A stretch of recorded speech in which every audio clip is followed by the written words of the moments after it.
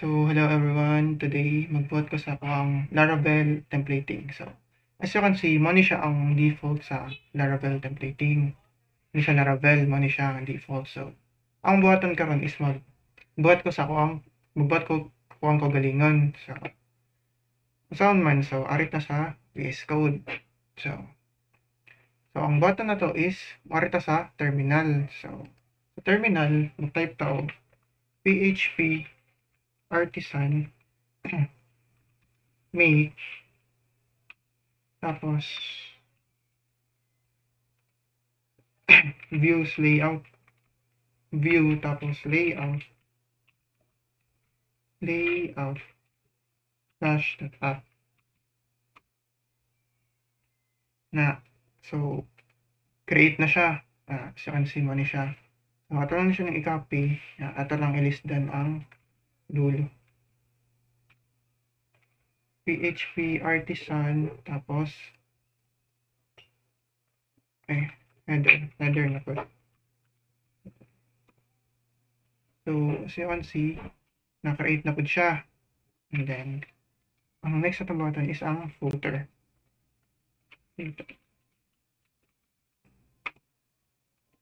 So, tara, ligaras na siya. So, as you can see, kasunod sa akong layout, mo ni siya up, blade, footer, and header. So, mo ni siyang dire. So, ang next, ang gawa sa layout. So, PHP artisan gyapon ta. PHP artisan make ito lang views tapos home.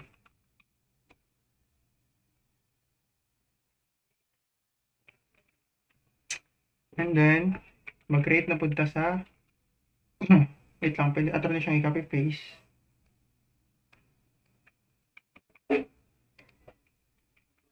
Tapos, pagka man sa home, ang next na button is ang about. And then, contact. So, as you can see, na-create na nato ito ang about, contact niya, home. Tapos, sunod sa layout na nato ang app, footer, og header. So, magbuhat na to sa ang controller. So, dire gyapon mag-log gyapon. Wait lang.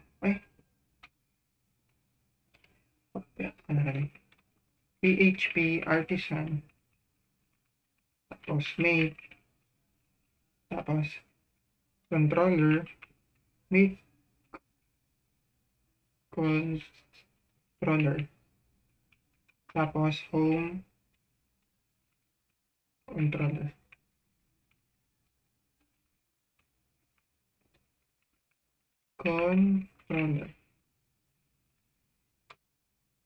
So, created successfully. So, ato na siyang i-copy para dali. Tapos, space. Tapos, ato na i-rest down ng kalendere. Kung naman na pang home, so sa about na ta. About.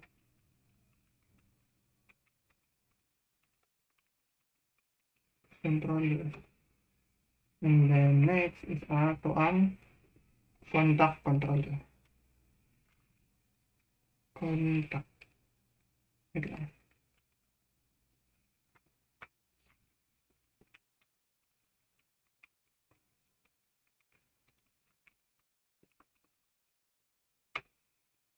So, created successfully. So, asan siyang kita? Nara. About, control, and home. So, wala pa man siya sulod. So, now, ito siyang sudlan. So, unahan na ito dire ang sulod sa layout. So, arito dire.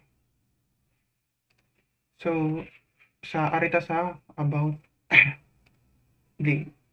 Kanina ito na siyang i-reson. Ito na siyang sudlan.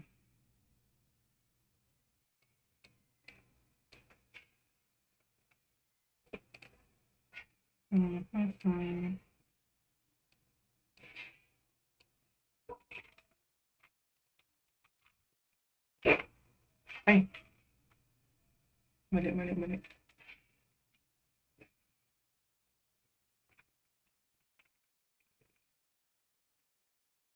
Kani. Tapos, arita sa next na tong butngan kay ang home. Home. Kani. Ang tawag. Siya ma-restore. Home.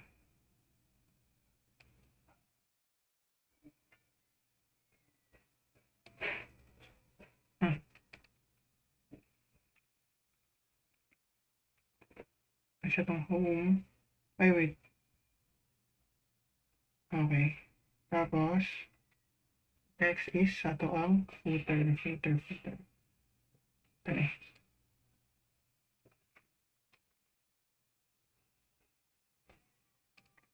Footer.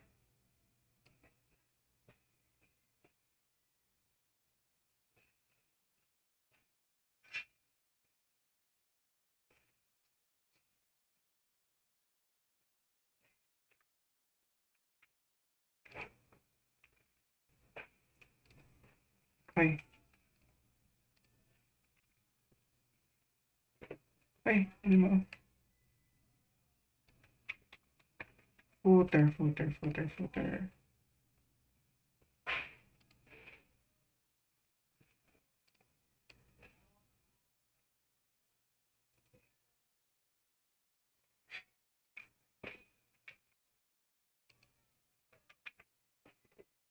So, muna siya. Okay. Okay na nata ang up. Isulod atong footer, header, and contact. And about. So, makita kag circle diri nga white. So, kailangan ko siya save. So, control S na. Control S. Control S. Oh. So, wait lang. So, ang awang sa footer is ang na-error. Wait lang. So mali siya. Ang footer. And then, control S. Yan. So, ang next is ato ta sa ang about controller kani is ato sa ni siyang pudlan. So, dire butang ta dire og index function. So, wait lang. Tama ni siya. Public kani function index. So, kani siya mo ni siyang giingon nga na tama ni. Kani diri sa public function index mo ni siya sa controller usually mo diri ang if unsay mong gibutang like ito sa home kani gawa siya nga ito sa ikan siya sa controller. And then next is ay ato nilang i-copy itong ibutang na to ganiya para dali na sa ta. Wait lang. About controller. Then nato na siyang i-copy. Wait lang. Tapos ito rin napunta sa contact. Ay. Ano?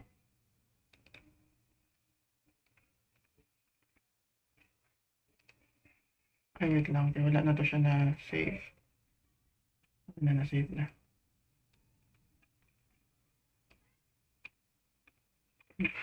Tapos, dari na ta sa control. Kani, lista na to siya o contact.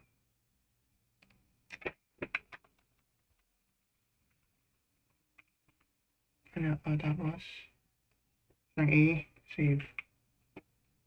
Tapos, sa home na pod, magyapon.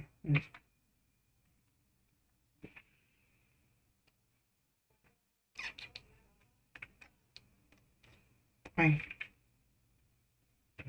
Then, kani, ba't ito siya matawag ng home?